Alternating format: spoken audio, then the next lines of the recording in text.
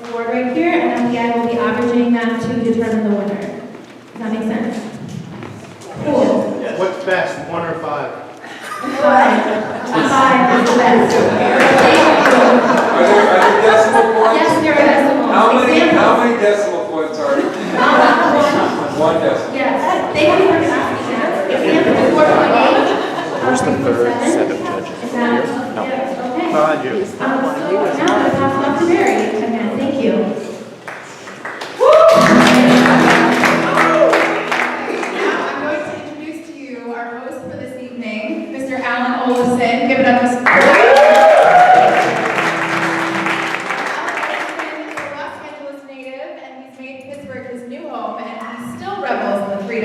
put fries on his salad. Alan is an award-winning humor columnist, public radio commentator, comedian, and regular host of Pittsburgh's monthly Moth StorySLAMs. Anybody ever go to those? Alan was recently brought the acclaimed storytelling show he produced in Los Angeles called WordPlay to Pittsburgh as a quarterly series. For more information on his show, go to wordplayshow.com, and you can also check out his personal blog at themanchild.net. At home, he's mostly told give it a rest. Everybody, please help me again. Welcome Olifson.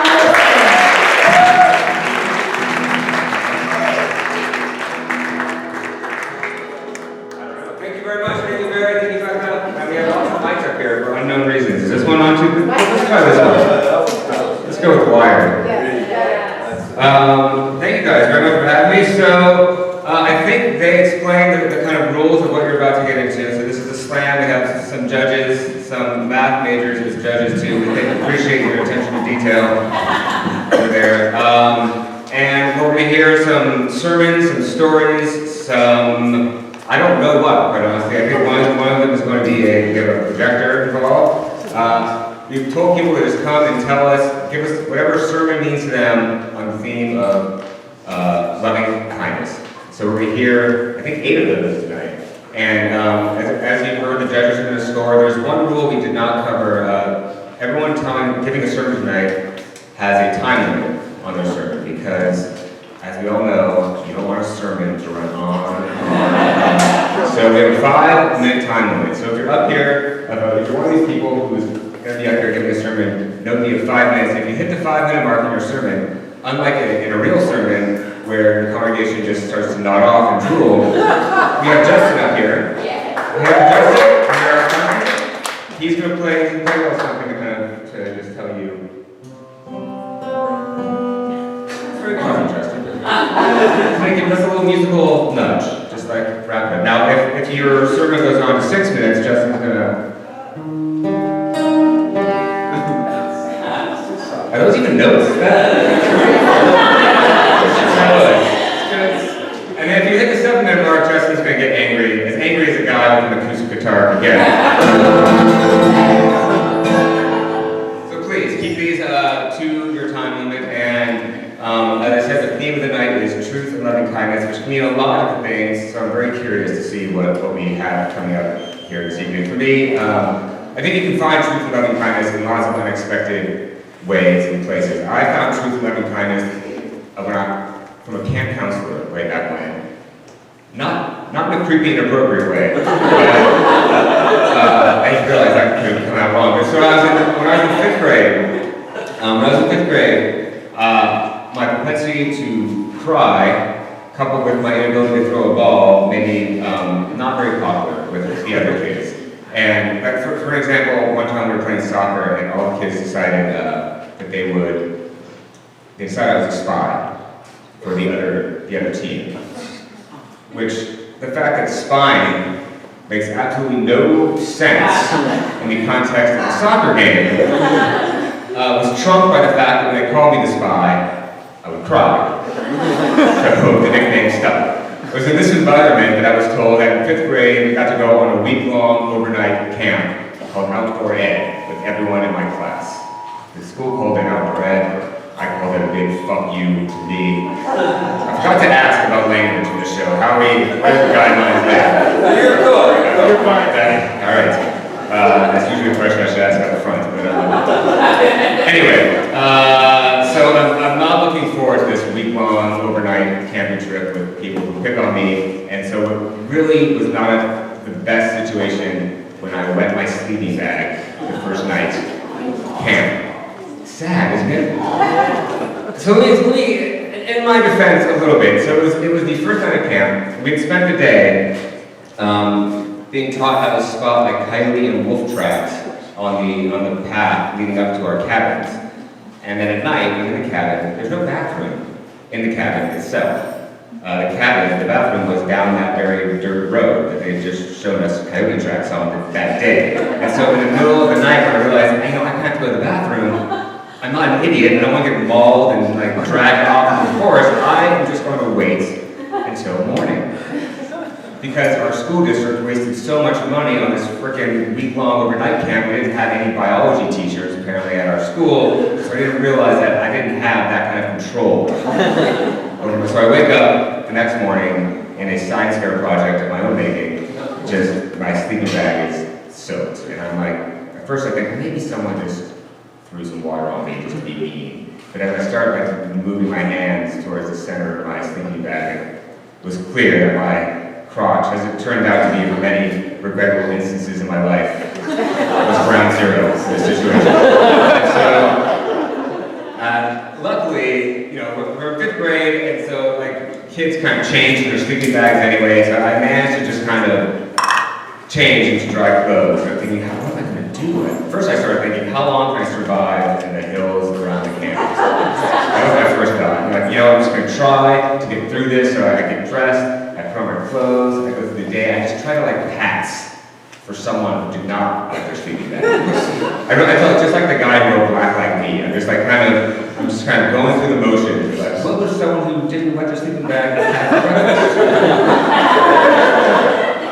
And I make it to rest hour, right? Which is a long way through the day, and we're just heading back to the camp for a little rest. And at this point, I'm thinking, well, you know, it's probably dry by now, the sleeping bag. And really, who's going to touch my sleeping bag anyway, right? And right as I'm thinking this, my only friend, Greg, comes sprinting past me. He's playing a game with other kids, and he's like, Alan, I gotta hide, I'm going to your sleeping bag. And he dives into my sleeping bag. Head first. And there's just silence. And then all the other kids poured the cab behind them, there's all this chaos, and everyone's joking around, and it's just, the bag is quiet. What's going on in there? Maybe it is dry. But even if it's dry, it's still got a smell, right? I'm thinking, oh my God, Greg is covering for me. Like, this is my best friend, right? This is the guy who didn't tell people I cried when he shot birds in his backyard with a BB gun.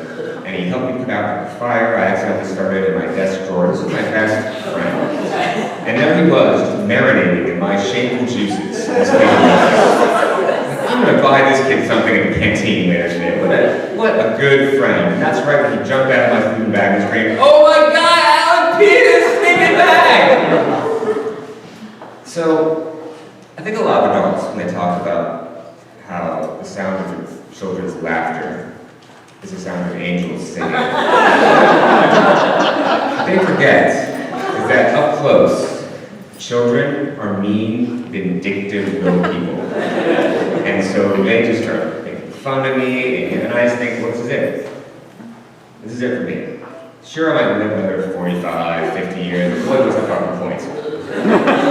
I'm a dead man walking. And as the chaos kind of ensues, this is when my counselor finally arrives. Randy, the coolest guy at camp. He had that slick back hair and puka shell necklace. He was just 70s perfect cool, alright?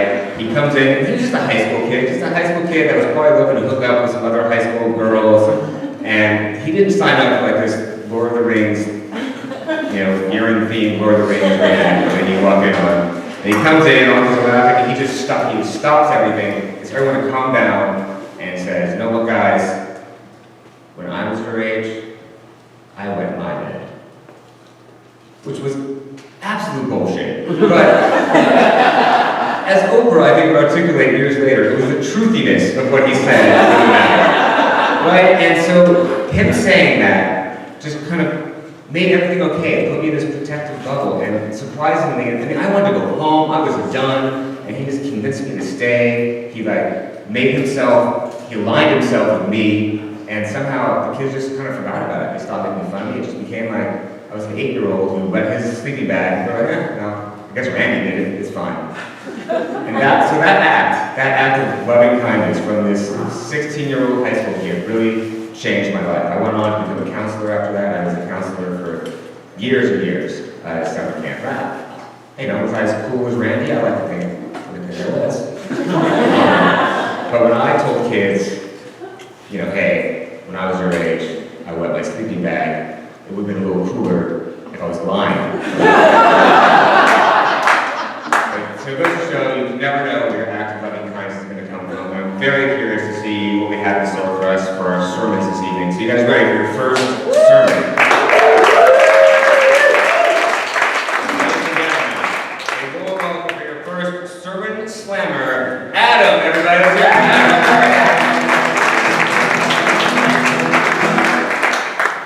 Okay, so I'm the sucker that had to bring the projector so that you could look at pretty images while you hear my voice to avoid myself. So everybody gets that awkward kind of switch to the right now. I want you to look at this. for your attention there. And I will try to be as close to 4 minutes and 59 seconds as I can to not keep going. But because I am the first person that hits the mic, I figured I'd do all the other slammers tonight a favor. And we do a little crowd participation to ramp up the momentum into my sermon. Sound okay? Okay, what's about 10% of you? Okay, so I'm going to flip to my next slide here, higher power, technology, God's willing. And you're going to say the phrase, word, or symbol on the slide. Of course, now, it's not working. No, that's okay. That'd be no fun at all. I just do this, and what happens is I got so excited I just do them all early. I did not. See if it works. This time. I appreciate that. Okay, USB drive, other way. This is where you say everyone needs USB drives. This is where you join. Okay, what's that say? 5. Okay, 4. 3. Okay, now. Okay. What the? So it's funny, Puck is not on there. Dirty, dirty mind. So it's interesting, when you start thinking about topics like this, you actually have no idea what it means. I'll confess that, no one else has to admit it.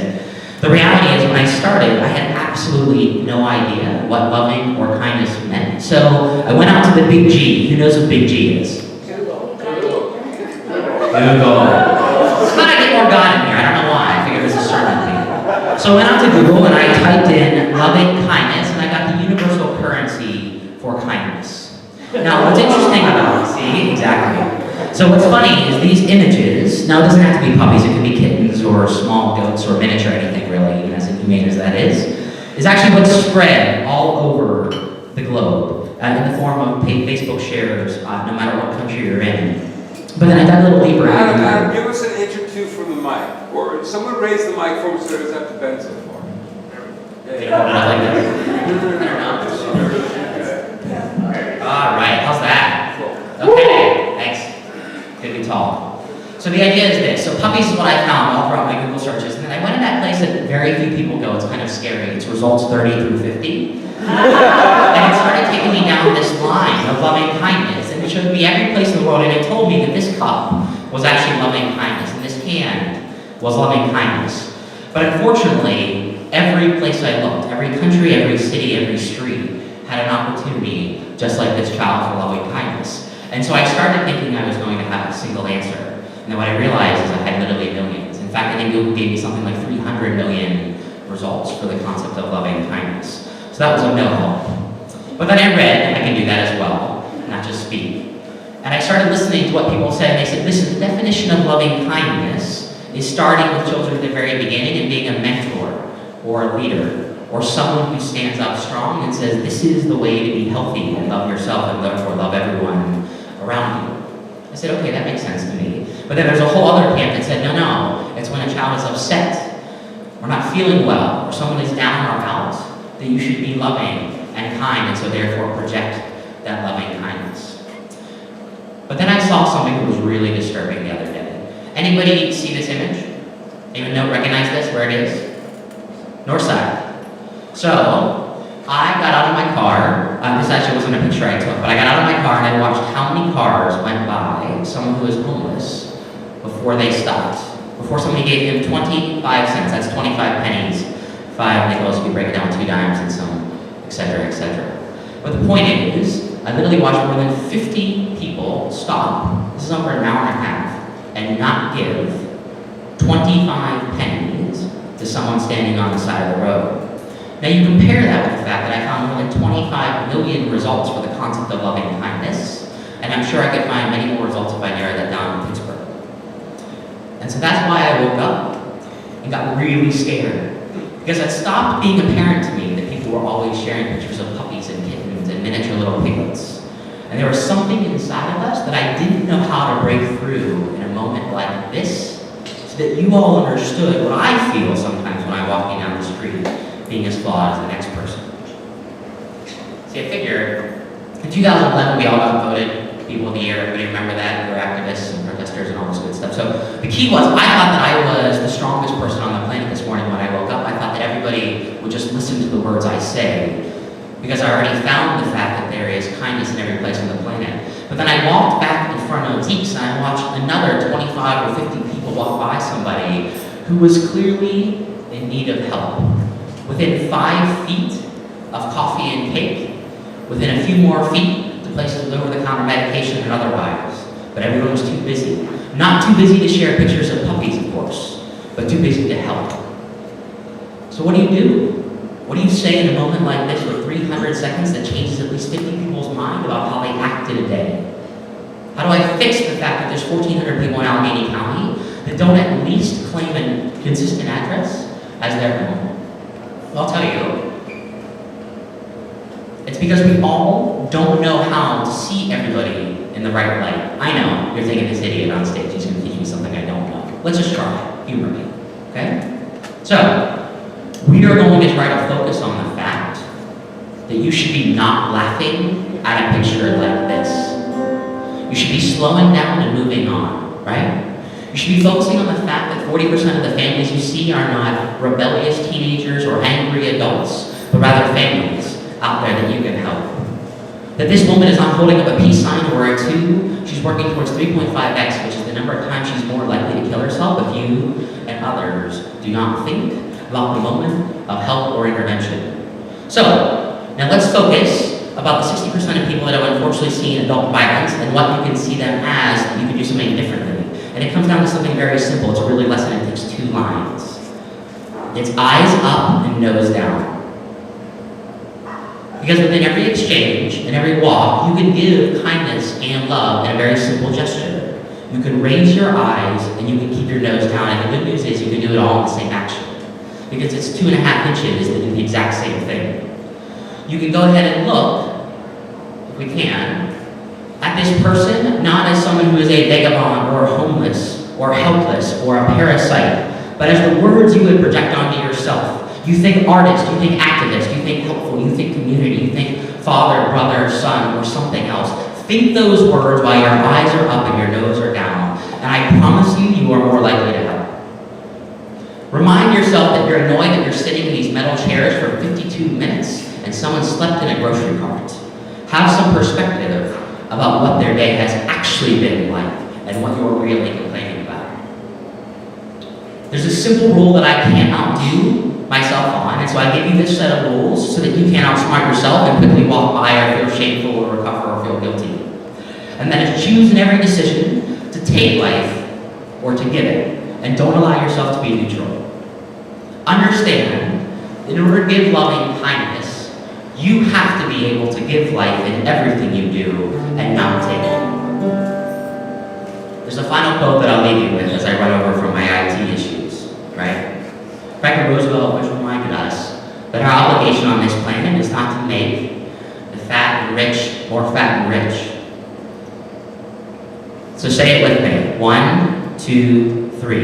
Give life. Thank you.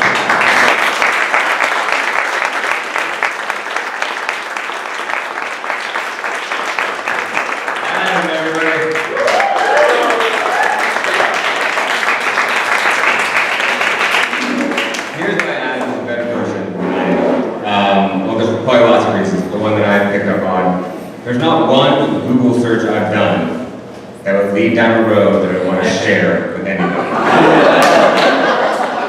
I spend most of my life trying to cover the tracks of my Google searches.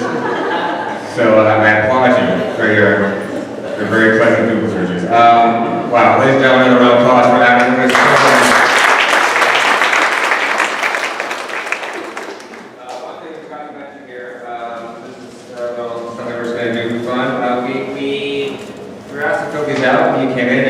I think there's some still floating around back there. If you guys want to fill these out during intermission, it's a little card that says, "Tell me about a time when you found love and kindness in an unexpected place." So if you didn't get a chance to come up here and tell a story, so much chance to kind of share an anecdote with us. We're going to read a few of these.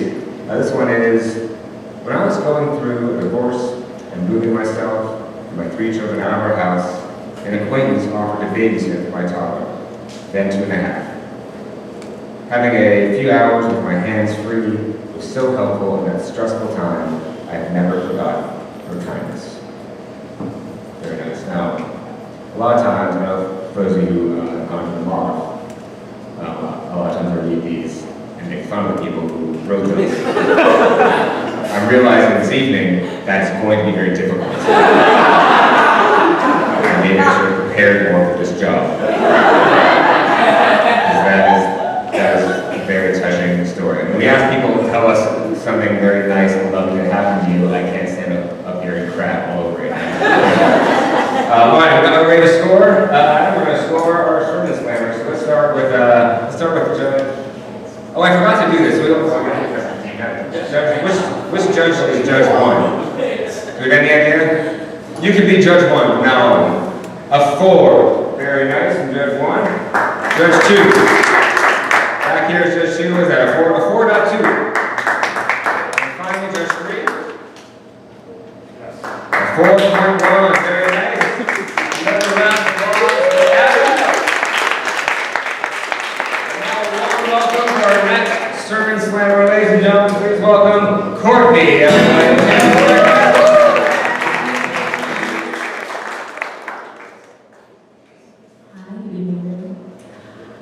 So as I was preparing for tonight, I kept wanting to begin my story mimicked after a portion of the Passover Haggadah. And since there are a lot of Jews here tonight, I'll do that. My story begins with divorce. My telling ends with a Jack and Coke. Little Jew humor. So my story does begin with divorce. My parents separated when I was 5 and later divorced. And my dad wasn't really around, so my mom worked hard to sort of make a new sense of normalcy in our now 2-person household. It was just the 2 of us. And we continued to do like our favorite activities, which included bargain shopping on the weekends. And my mom started working out a lot when she was going through the divorce and was not eating a lot. She was stressed out and also wanted to be like a skinny, hot, single mom. So she really enjoyed her new body and buying clothes for it, but she especially enjoyed buying us matching outfits. And particularly from the Marshall's teen department, if anyone's familiar.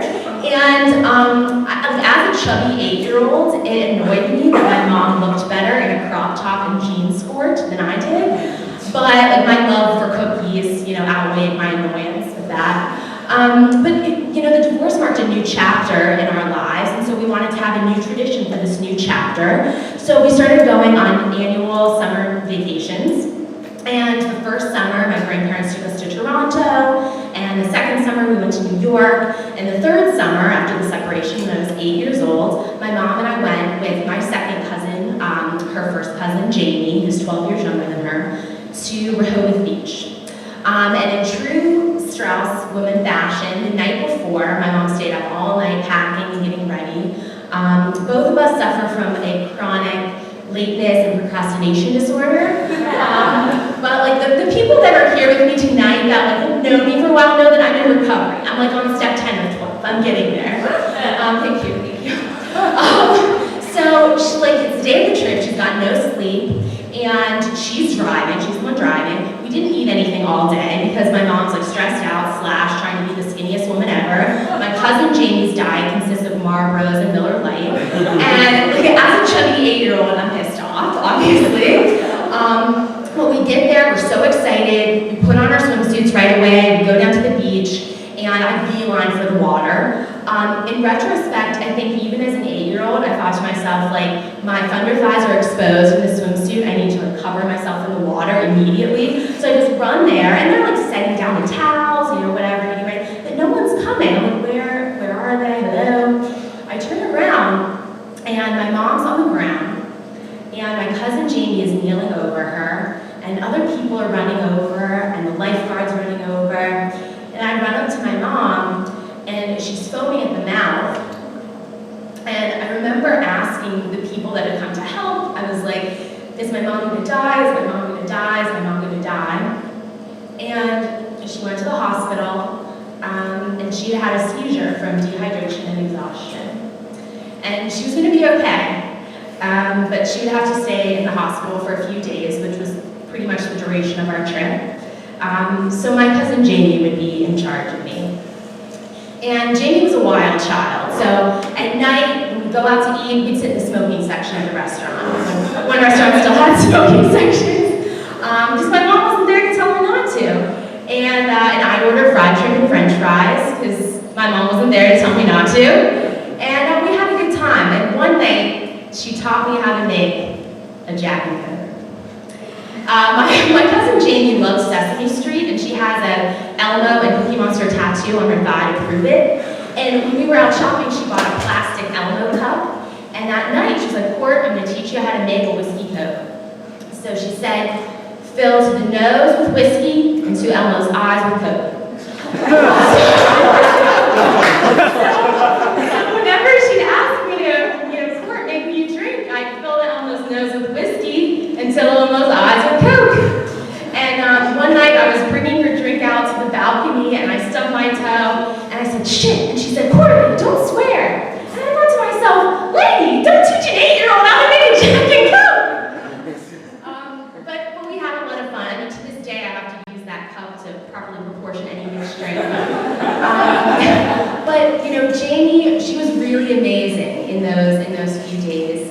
And when I think back on that trip and that incident, it was the first time I realized that my mom and I had a special relationship that wasn't like a mother-daughter relationship that I saw on TV or that I saw my friends having with their moms. It was also this partnership and friendship and this beautiful kind of symbiosis. And when I think of chesed, which is a Hebrew word that is translated into English as love and kindness, I think of a love that's for better or for worse, a love with loyalty at the core. I think of the kind of love that you have for family.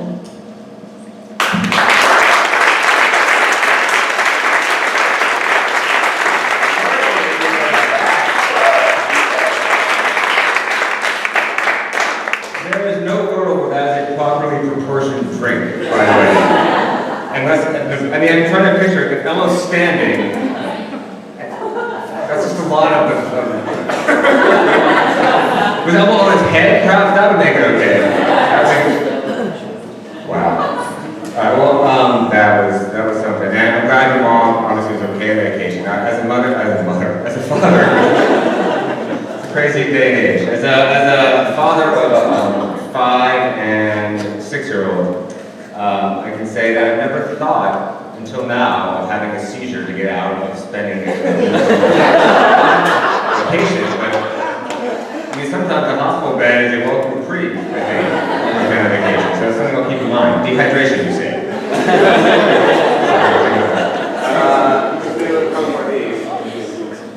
Also, I should point out, sometimes we read these first so we know what we're getting into. We did not do that tonight.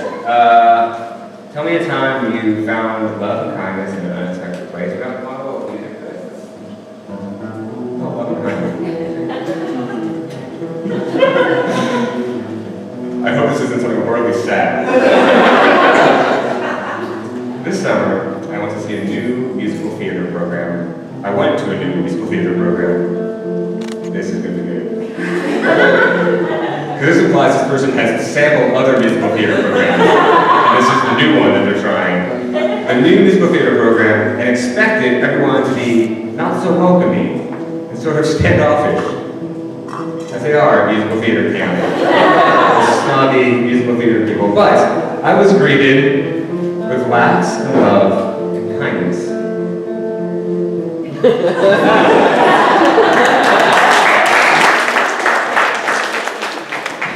I've never been to musical theater camp, but I would have, that's what you expect when you walk to musical theater camp. You get greeted with laughs and love and a dance number, and I'm glad you were present. All right, we're going to score what was report. Oh, let's score Courtney. Let's start with Judge 3. You guys remember what the numbers were? There you go, 4. What's that? Yeah. Just a 4. All right, say the name. 4. Judge 2. Judge 2 is over here. A 3.7, very nice. And Judge 1. A 2.9. All right, you can prove the judges if you want to. That's fine. We'll have another round of applause for Courtney and everybody.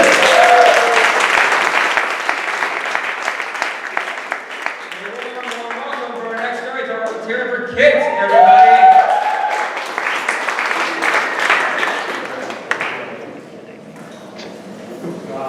So it's been fun.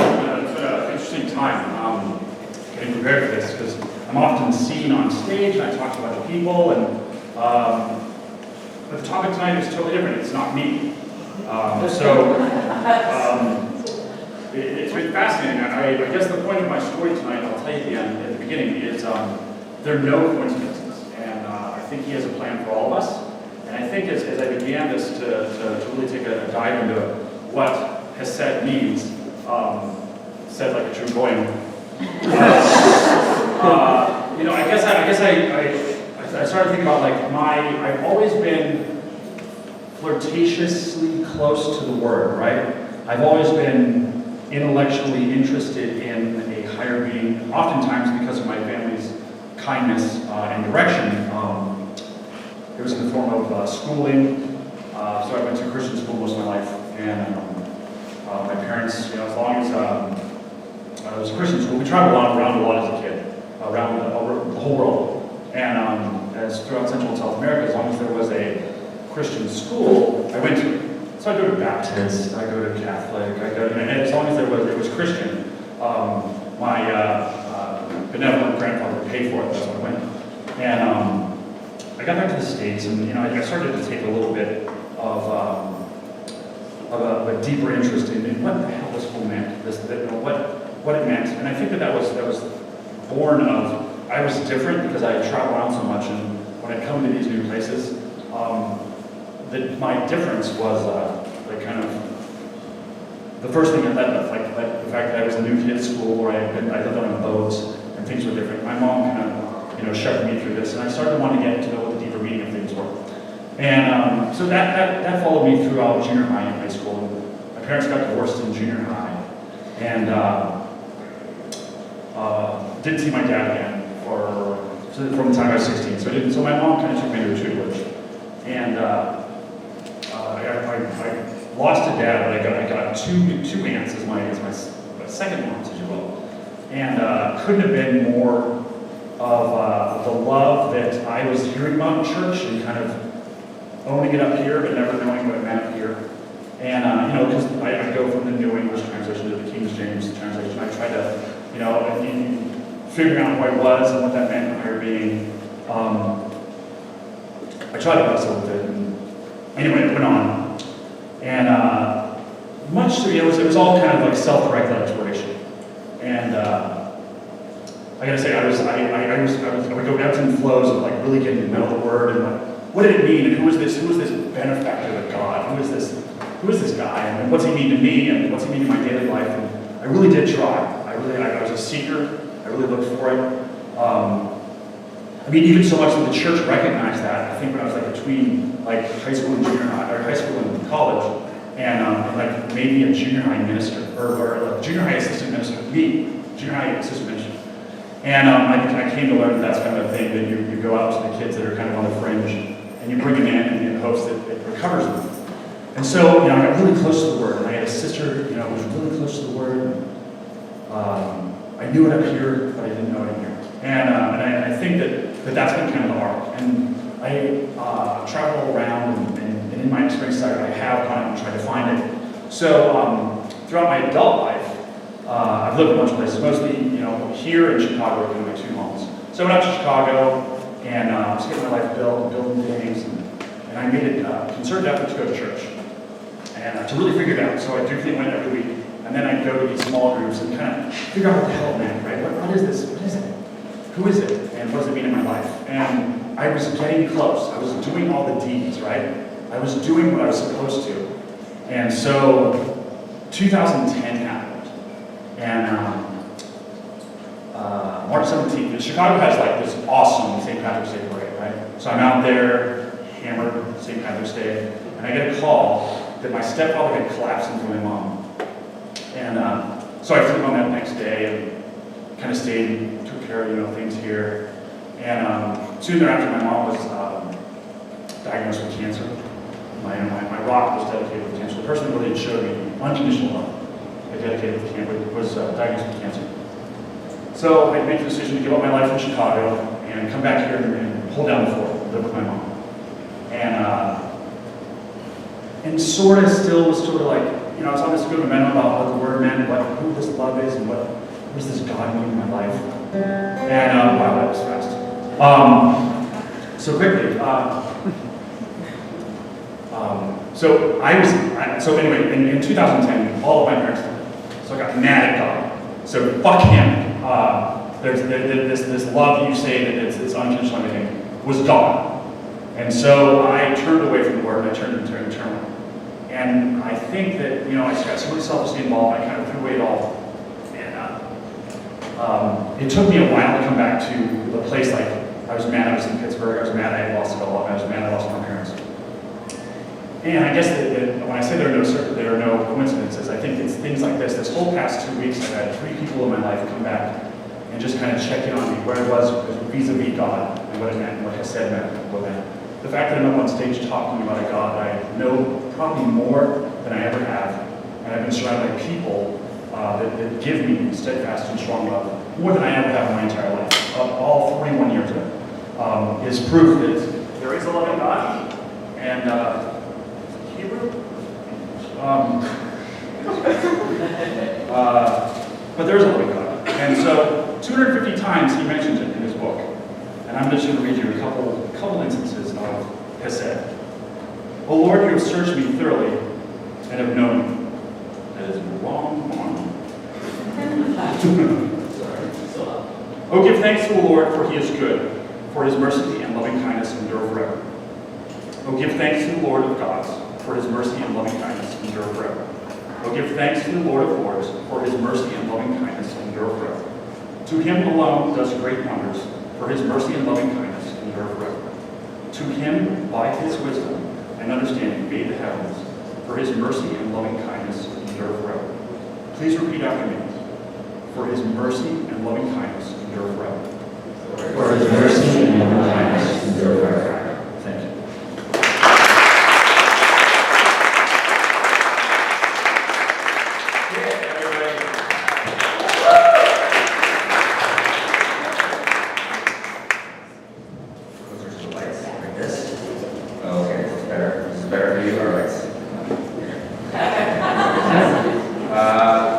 Another round of applause for kids. I really feel, honored really that I was asked to kind of host things. This is a little out of the norm of what I do hosting, and that I think was, all these have been sermons in a way, but that was very much a sermon. And I'm not usually in a room with people who are no one has checked in on me and said, hey, where are you vis-a-vis God? I don't hang out in those kind of circles, and that sounds like a kind of cool circle to hang out. I wouldn't mind someone call me up and say, hey, so Alan, where are you vis-a-vis God? So that's an interesting question to have people ask me.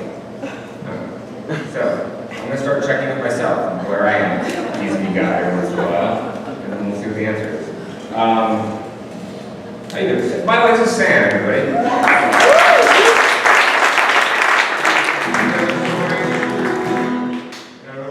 Kind of talk show set that we have over there. So we score a kid. Let's do it. All right. Let's start with Judge 3. A 3. All right. And let's go to Judge 1. A 3-5. Judge 2. What we got? A 3-0. Very nice. Another round of applause.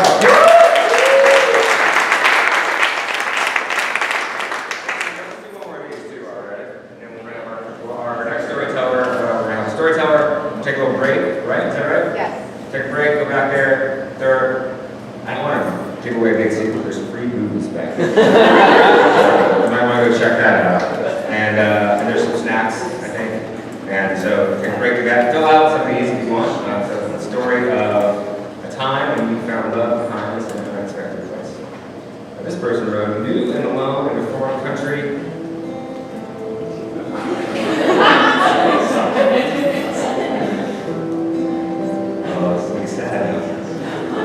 A man stopped on his way to work to look up and translate directions for me.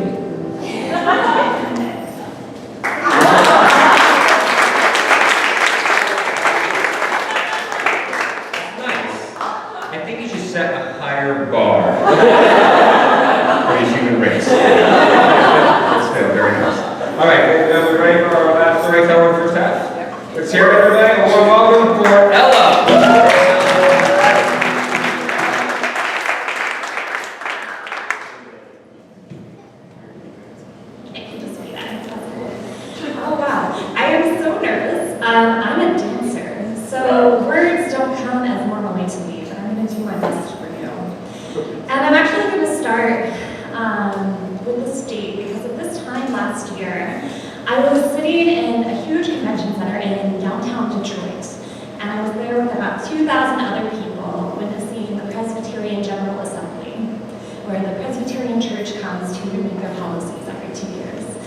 And I was there after I had spent a week with other people of faith, providing witness and testimony about boycott, divestment, and sanctions from U.S. companies that sell military materials to Israel that are used in the occupation.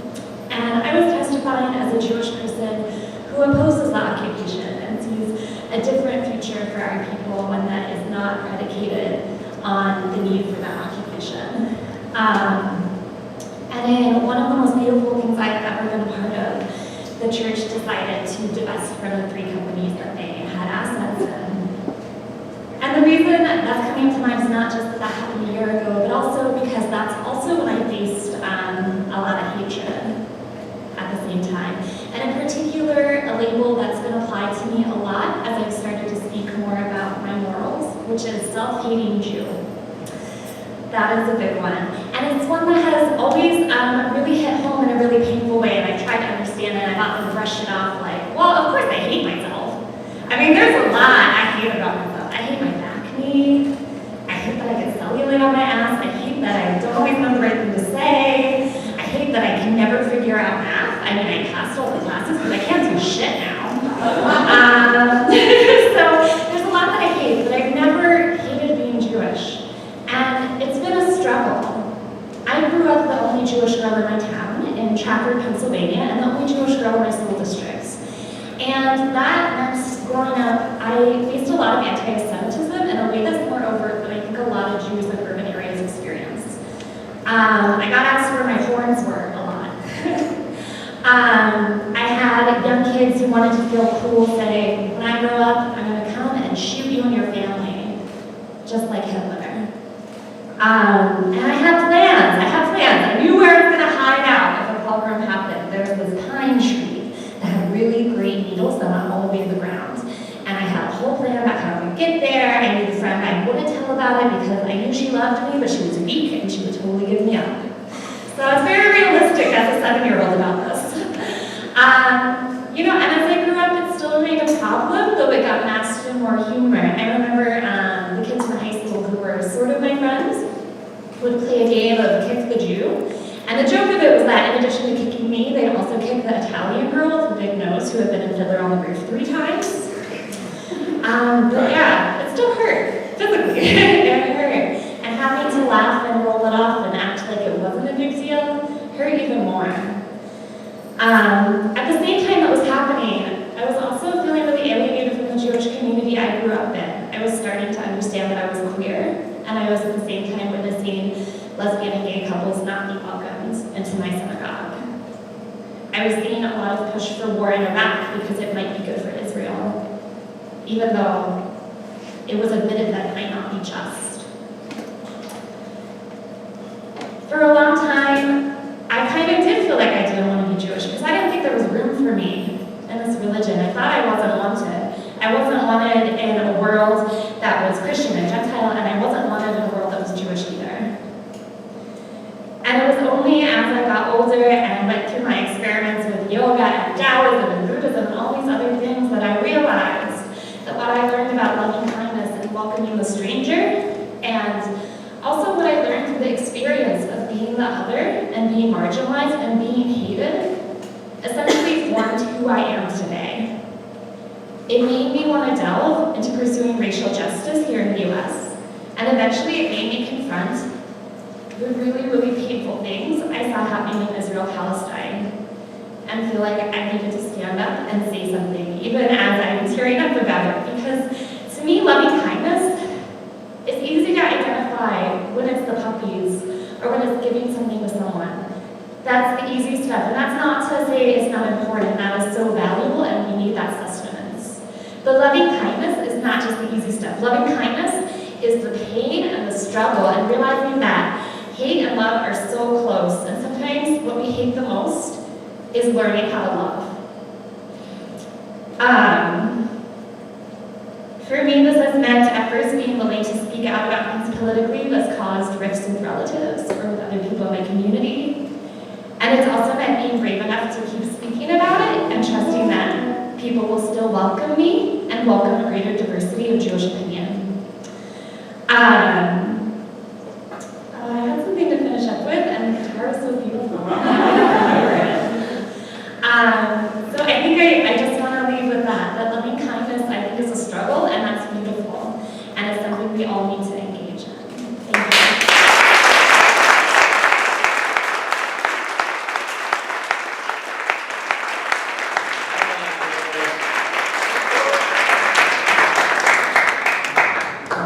This has been quite the first half of the SermonSLAM. Are we happy with how this is going so far? Before we leave you guys go, so I should point out that I am Jewish as well. I grew up in Los Angeles, so I didn't have to actually experience a lot of Los Angeles because there's lots of Jews in Los Angeles. That's where we live. That's where we need to live to control the media. That's how it works. But I mean, Pittsburgh, where you're coming from, is probably like this huge Jewish community. Like, to me, I've still lived in Chicago for a couple of years, where I was the first Jew someone had met. It just sounds like that was your life. And that would be very, like, I wasn't used to being the first Jew. I wasn't used to being like someone's, ambassador to Judaism. And people would, and I'm not, I think I'm a good first. I'm a good starter Jew for people like me.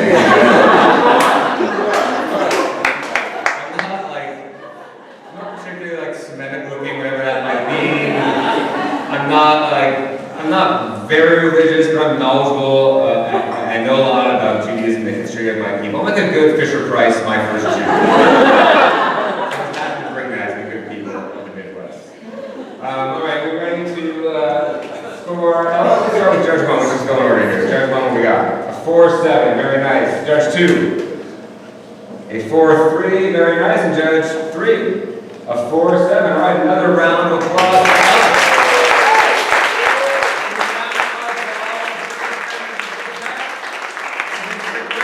Snacks and drinks will be back here in 10 or so minutes. Thank you. As I mentioned earlier, I am Jewish. I want to talk about one act of loving kindness loving kindness can be brutal, I guess is what I'm trying to say with this so this happened about 10 years ago. I was in my sister's backyard. I remember this day very specifically. I was in my sister's backyard. It was a beautiful sunny day, and I was walking to a tree in my sister's backyard to bury my nephew's foreskin. I'm sorry. Let me back up a bit. I was at my nephew's bris. That's how I should have started the story. That makes it like 30% less weird, but still kind of weird, right? So. Maybe I should back up about 10,000 years, for those of you who aren't Jewish. So a bris in the Jewish tradition is the ritual circumcision representing the covenant between God and the Jewish people.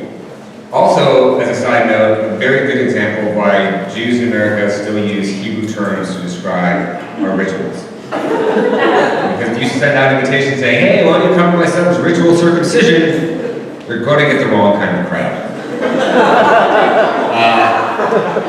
So a bris is done by I think is the world's most dubious profession. It's a moil.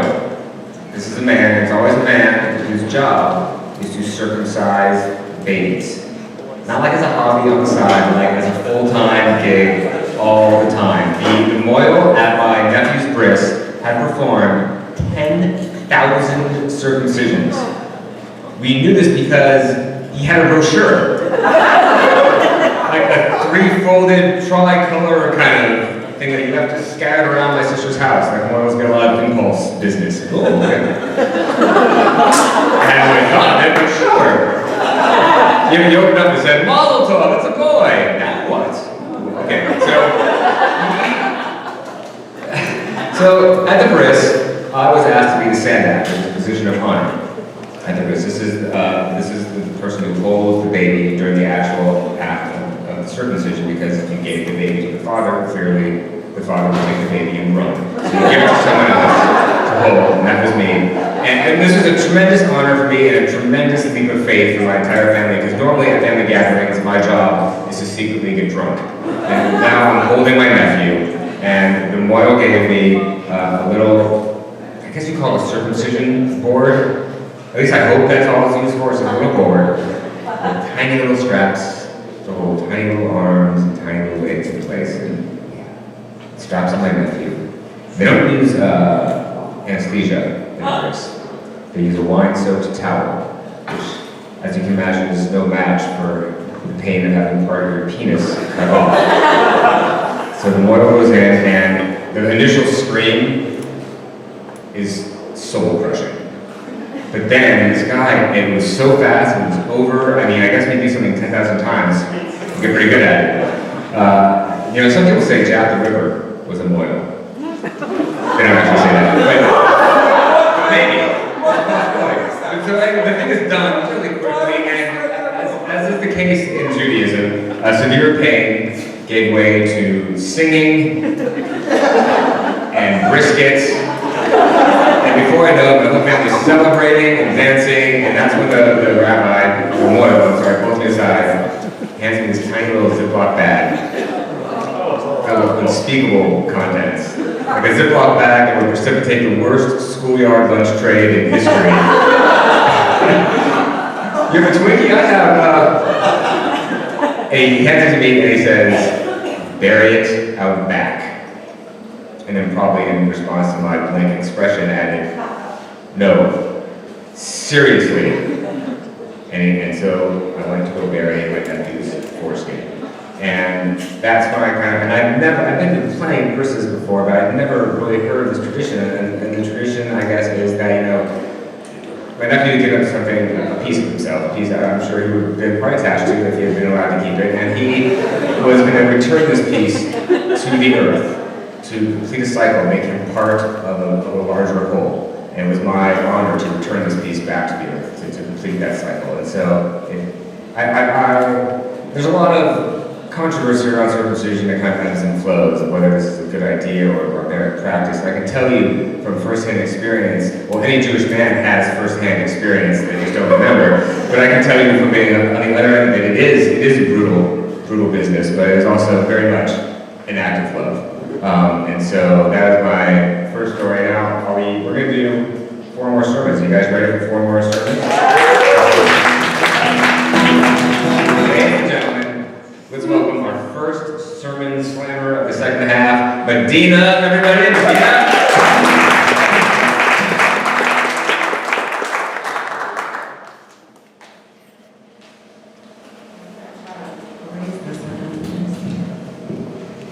Don't start yet.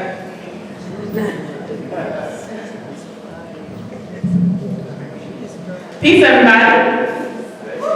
All right, so my name is Medina Jackson. That's how you can friend me on Facebook. But my performance name is Medina. I'm originally from South Berkeley, California, but I've lived in Pittsburgh for about 14 years. I work in education, I'm a spoken word artist, and I'm a mother. And if you like what you hear tonight, shameless plug coming up, I have a feature performance July 2nd, that's a Thursday from 7 to 10 at Community Empowerment Association, which is in Homewood, 7120 Kelly Street. So come on over and see me if you like. All right, so I tried to write something really warm and fuzzy, but as a poet, sometimes when you try to write something, you don't write something good. So this poem really kind of woke me up out of my rest. My poems tend to have a social justice theme. And so this poem is kind of a part 2 to a poem I wrote called I Am the Mother of a Black Son. It's on YouTube if you'd like to check it out. And I wrote that poem after Trayvon Martin was killed. And so, you know, this one is going to be about truth and thought-provoking. It won't be like happy, but you'll catch the theme in there. So this one is called Rivers, A Mother's Love. When you shoot at one, it's like you're aiming at my son. Ending family lines and generational ties, it's where lineage goes to die.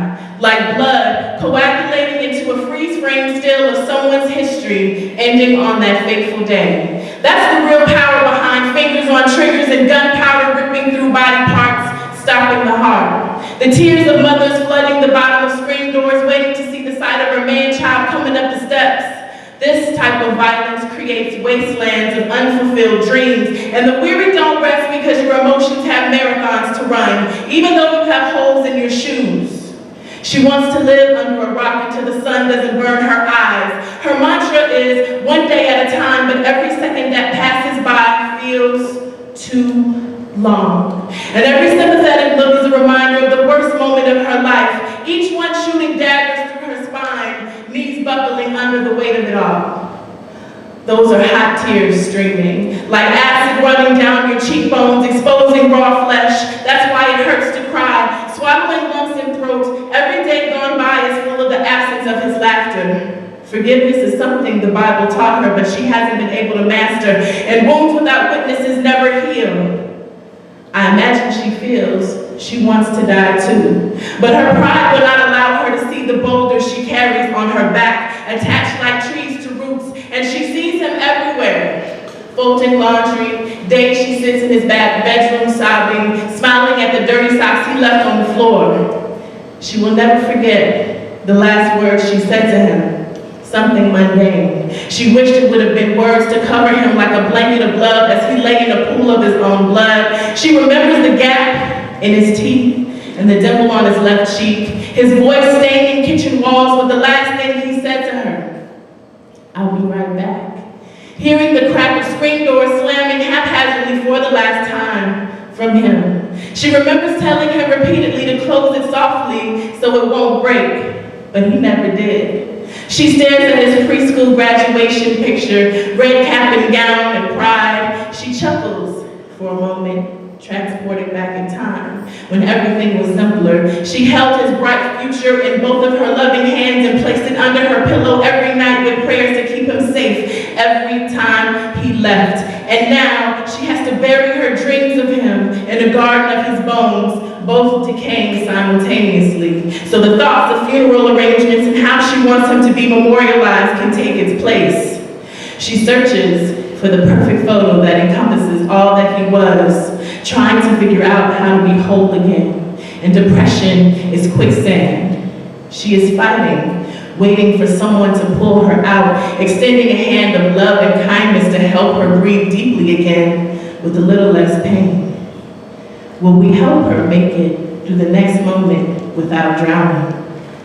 Will you? Thank you.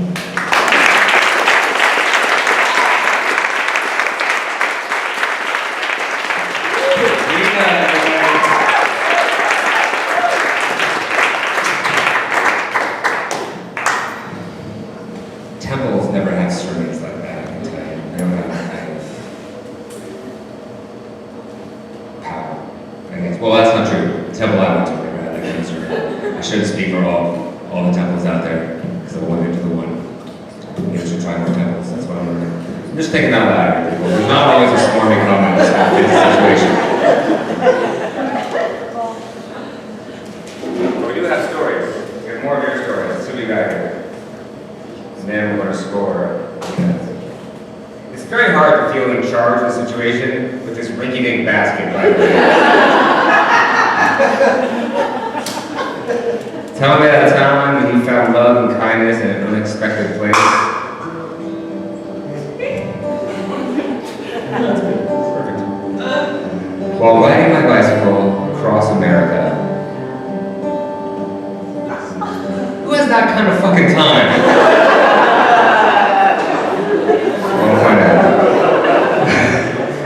While riding my bicycle across America, we get a flat tire in the middle of the desert in Oregon. The temperature was 107 degrees, and I had run out of water. A young couple driving by stopped and gave me ice cold Gatorade. It was pure heaven.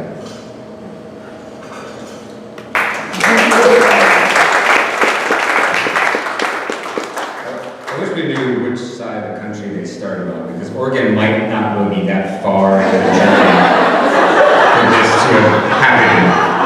If you're riding a bike cross country starting in the west and you're in this kind of shit, Oregon, it's time to rethink your plan. All right, right, now we score Medina. Let's start with judge number 1. Who we got? All right, well, you kind of lose seats. You cannot do that to me. 4, that's 2? 4.2. Yeah. 4.2, very nice. 4.2. Judge 2, where are you now? Who knows? 4.0, very nice. And judge 3. You stay in the same seat. You call the same seats when you got a 4.7? All right, very nice. 4.7. Another round of applause from Medina. All right, and please a warm welcome for our next storyteller. Let's hear it for Gabe, everybody.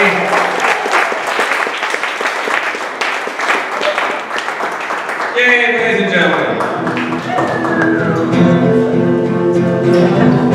Thank you. Well, I'm here this evening to tell you about my first trip to West Virginia. And it was 25 years ago, literally this month, that I went with my 14-year-old daughter, Sheila. See, we were on this adventure to follow the same roads through the state that the Northern troops had used during the Civil War. So there we are driving down I-77 and we come to the Ohio River. And the bridge crossing into West Virginia, and there's a sign that says, "Almost Heaven, West Virginia." But all I could think of at that moment, in fact, all that I could hear in my head at that moment, was Ned Beatty squealing like a pig in Deliverance. As we exited off the highway in West Virginia, I felt like I had just cut my last connection to civilization.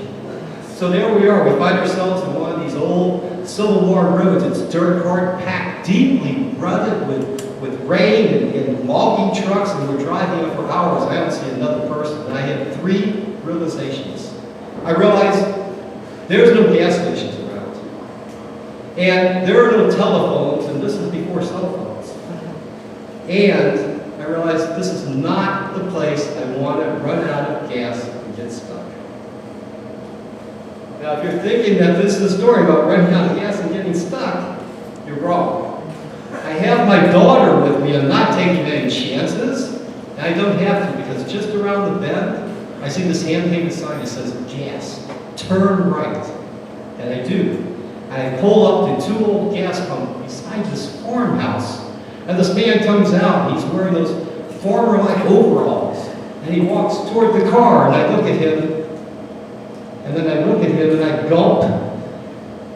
Good Lord, this man looks just like the brother of the sheriff in the movie, the brother that did the nasty to Ned.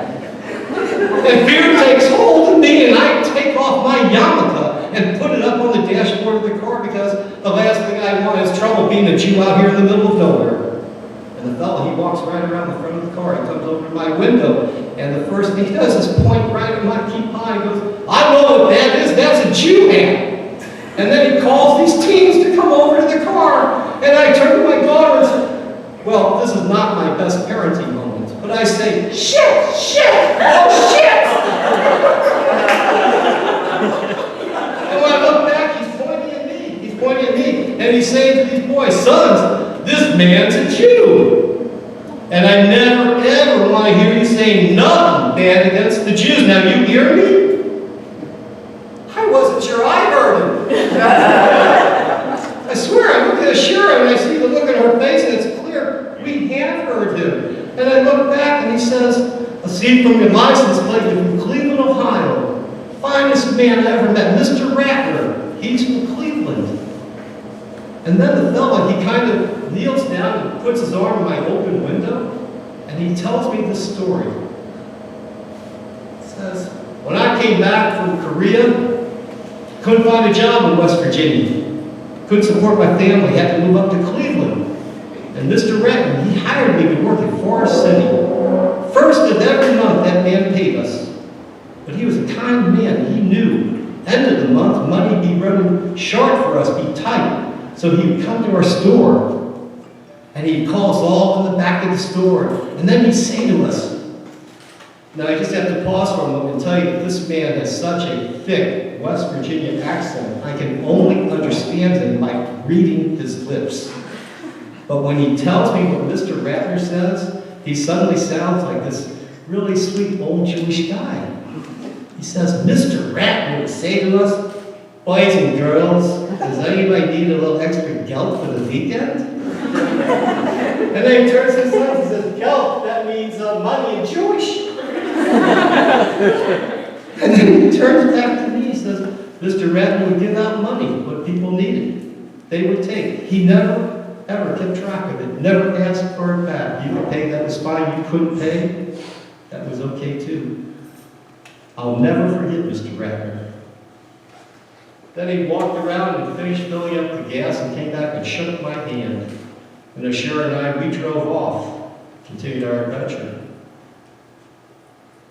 And when I think back, there's not a lot I remember about that day. I remember being awfully embarrassed.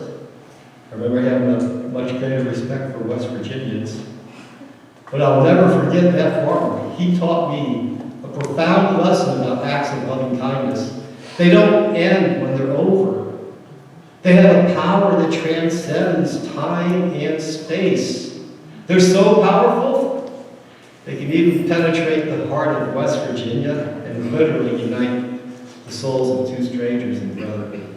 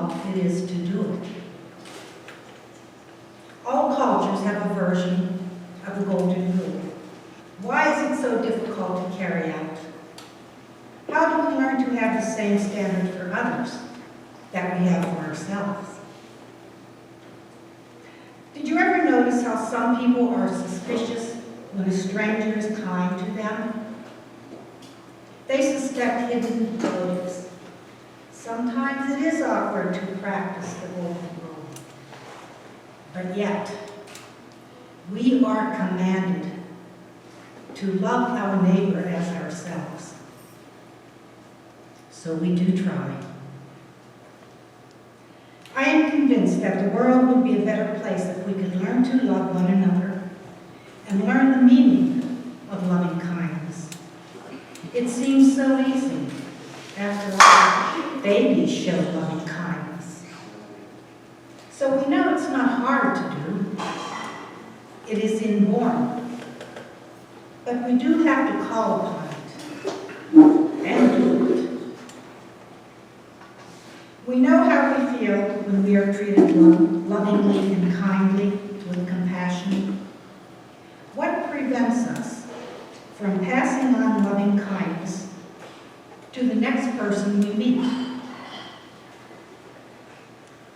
What is within us that causes us to hold it in instead of giving it out freely? If we know it is right, then why can't we be more loving? A remarkable feature of love is that it generates and reproduces itself. We don't have to manufacture it. It's just there. It's part of life itself. It's an everlasting flow, a flow that cannot be stopped. It will always bubble up like a never-ending spring of water. Loving kindness is like good, clean, refreshing water. Without water, we dehydrate, shrivel up, and die. Like water, loving kindness is essential to vibrant life. We all want to be treated with love and kindness, every one of us. In many instances, we even crave it. So why can't we treat others the same way? It's as though we try to hoard it all for ourselves, but it is impossible to keep it all for ourselves. And we can never get enough. We always want more. This remains true all of our lives. We need love, and we need to be treated well. If people aren't treated well, if they don't get what they need, people will act out and start grabbing for everything. This starts a chain reaction, which can harm and destroy others, and ultimately can lead to war. People often say they want peace on earth, but they are disconnected from loving kindness. It is an essential ingredient for living. Without it, we can never have peace on earth. Interestingly, we have to be shown how to offer loving kindness. Although it is inborn, it has to be brought out. We have to be shown and taught how to do it effectively. We also have within us the opposite, equally inborn, which is an ability to hate. And yes, they do counter each other. Which is why loving kindness must be guided and taught. If the people around us live a loving life, we learn to love. If the people around us lead a hate-filled life, we learn to hate. We have to learn that life is like a two-way street, that there are benefits to be received, and vice versa. I believe we can all do our part and offer loving kindness to the people we meet. I believe each person can start the ball rolling. It is contagious. What kind of world do you want to live in? I like Gandhi's words. Be the change you want to see in this world. We already have it inside of ourselves. It's a choice to use it and to decide whether or not we actually want to offer loving kindness to others. It's a choice.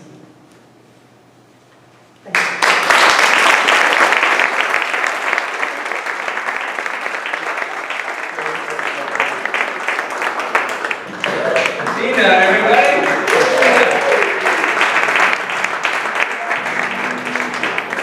I want to be very clear that you are the only one actually who followed the instructions. You did not make any mistake. This is a sermon slam. I don't know what everyone else is doing, but frankly, I'm surprised and shocked. Sermon slam. Some people just look for any excuse to get here and talk about themselves. That's what I think. All right, so we have one more sermon slammer. Before we score, let's do, whoa. Just go home. What we're gonna do, we have time? Well, how are we doing on time back there? Sam, do We're good, we're on 8:42. All right, we're good.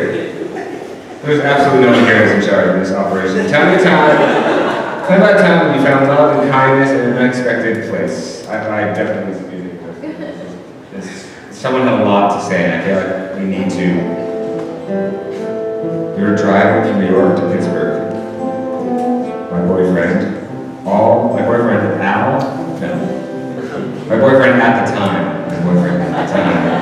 Which is a little foreshadowing to how this drive was. My boyfriend at the time was asleep. I was driving. I had no cash at the toll booths. I woke up my boyfriend at the time. He had a PTSO. Anyone know what that is? He had a PTSD? Oh yes, you're right. This is going to turn awkward for all of us. He had a PTSD flashback to a former accident. While he is raging at me, the line behind us is getting longer. A nun in the car behind us walked to the toll booth, threw the quarters in the baskets, and waved at us. Merry Christmas.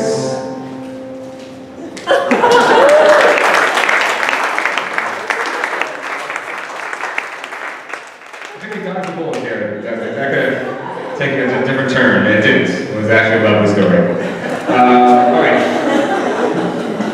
Let's score Dina, who actually gets bonus points. I want every one of you to give her bonus points for following the directions. What we got for Judge 3? What we got? A 4, solid 4. Judge 2. Was that a 3-5? A 3-5, very nice. And Judge 1, what we got? 3-3. Thank you very much. 3-3. Ladies and gentlemen, another one.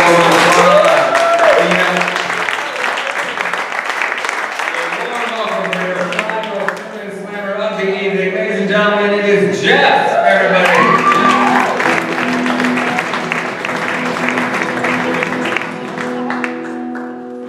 For those of you out there who want to treat your body as a temple and want to show loving kindness to yourself and want to respect your body, there was an article a few years ago in Parade magazine that said, if you want to stay healthy, there are 5 things you should consider doing. A couple of them were obvious. One of them was to eat well, get 8 hours of sleep.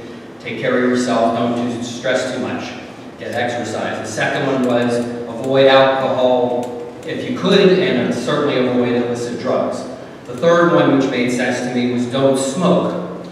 The fourth and fifth ones, can I get any show of hands as to what those might have been? Any ideas what Parade magazine might have suggested to show loving kindness to your body? Laugh, get endorphins, that's a good guess. That wasn't one of theirs, but I like that a lot. Yes? Sex. Okay, that's also the endorphin route. I like the way you're thinking. Have fun, sex, laughs are all that. I like to have fun when I'm having sex, so it works out. But the other 2 answers were to make sure to wear your seatbelt, and any last question? I have a prize for someone, whoever can guess this. Yes? Be safe. Sorry? Be safe. Okay, that works. One of the ways to be safe, and you get a prize. There you go, a little bracelet, Live Strong bracelet, because this will segue into why I'm here, is, if you remember Lance Armstrong, he had cancer. And you win because the answer was to donate blood. And the reason why donating blood is so important is going to become very evident in my story. Back in college, a little while ago, the first week I was there for orientation, I made sure to try to get every experience possible. And one of the things they advertised for was you could get a free t-shirt if you donated blood. I still have that t-shirt, it only comes down to about here at this point, but it made me start the process of donating blood every quarter, because you're allowed to give every 56 days. And when I donated blood, it made me feel good. And for many years, it was a great thing to help out the community, to do Tikkun Olam, to help repair the world, help others, and do whatever I could. And in a weird way, it came back, and karma pays you back in a certain way. In 2007, I went to donate blood at Rosh Shalom Synagogue. And when I went there, I'd been giving for years, all of a sudden they took a prick of blood out and dropped it into a solution and said, you might have low iron, you might want to get checked for anemia. They let me donate that day, but I went and got checked for anemia, and they couldn't find anything through a hemocold test.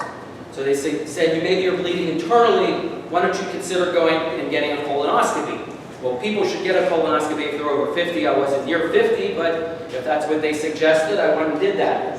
During the colonoscopy, they didn't find that I was bleeding internally. What they found was a non-Hodgkin cell giant B tumor in my colon, which made no sense, because you're supposed to get lymphoma in your lymph nodes or something, and I had no symptoms, and fortunately by getting a colonoscopy, fortunately by donating blood, fortunately because for some reason they thought I had anemia and it was just a false positive, they were able to detect that I had non-Hodgkin's lymphoma. So this was kind of weird, getting a bone marrow biopsy from your hip really hurts, and the whole thing just didn't make any sense. And I play a lot of sports, so I was trying to find some solace, some direction from Mario Lemieux, who had Hodgkin's lymphoma, and John Lester, a pitcher for the Boston Red Sox, and Trevor Immelman, who won the Masters that year. He had overcome cancer. And as I said before, when I gave out the Livestrong bracelet, Lance Armstrong. He's still amazing, even though he may have fibbed on a couple of things. He's quite accomplished as an athlete because he had testicular cancer and was able to get over that.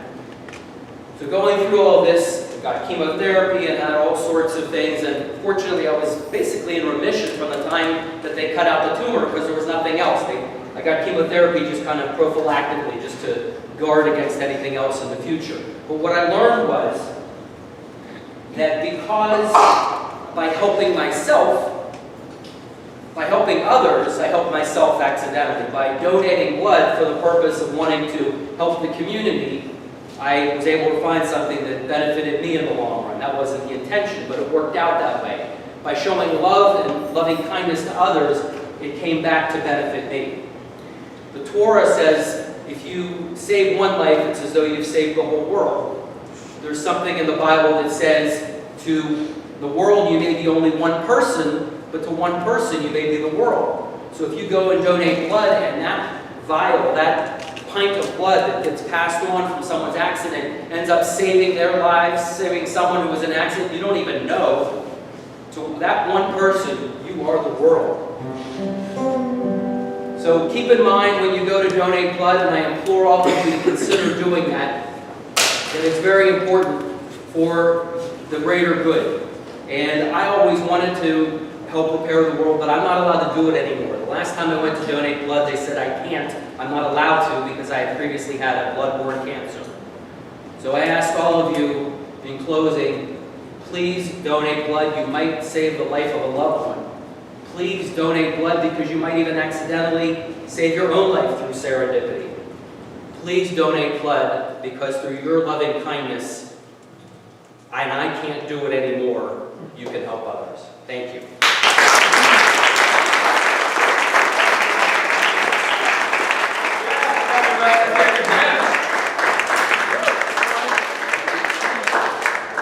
I'd like to thank Jack for a couple things. One, making it very clear that the rest of us are just using a microphone to feel special and powerful.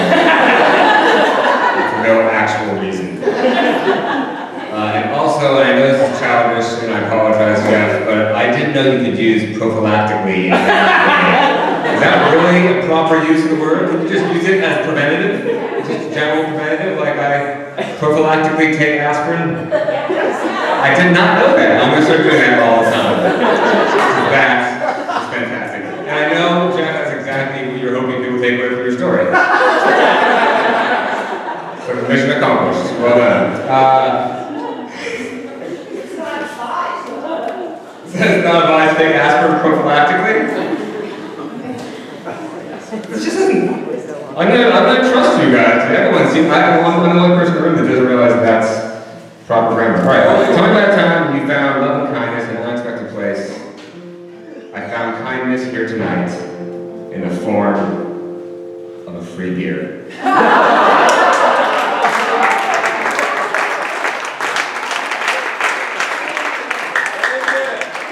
Amen. I think we couldn't think of a better ending. Ladies and gentlemen, let us score Jeff. Let's start with Judge 1. What we got? A 4-2. Very nice. Judge 2. Where are you? A 4-3. A 4-3. And Judge 3. A 4-3. Very nice. Another round of applause for Jeff.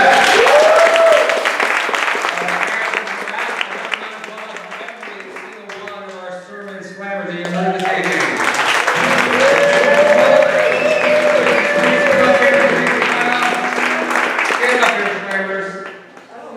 Someone's wildly okay. Give us a winner. You did it? Okay. Everybody, we can have one of these. Oh. Please take it. So while we tally the results, we, on behalf of our parent, PAJC, we just wanted to thank Alan for doing this.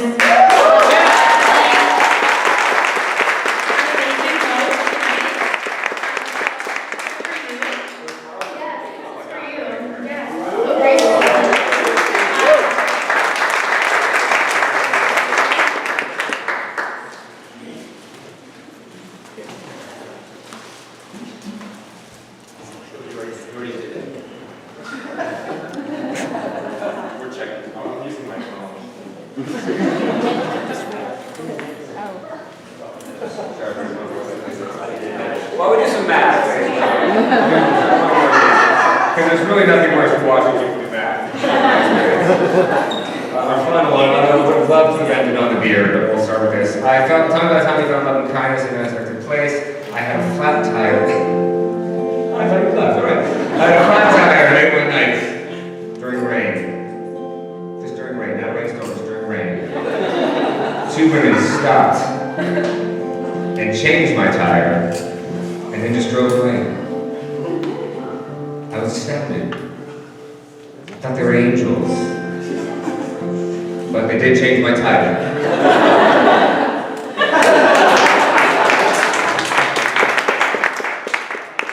We have a winner. We present your winner.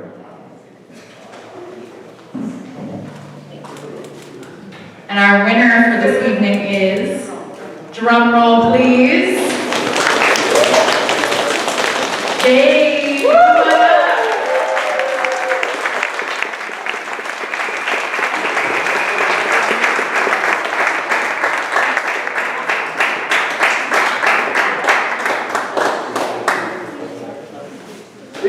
And can we have all of our slammers for this evening come on up to the stage?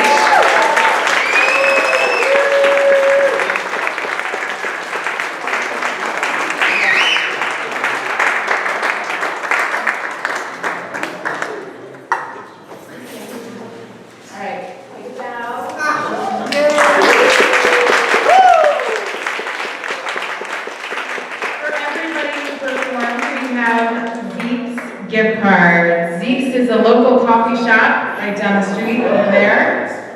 Over there? That way? Great. Okay.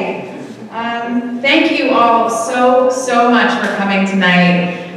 This was a really good night of wisdom and wit and laughter and sadness and loving kindness. So give them a round of applause for yourself.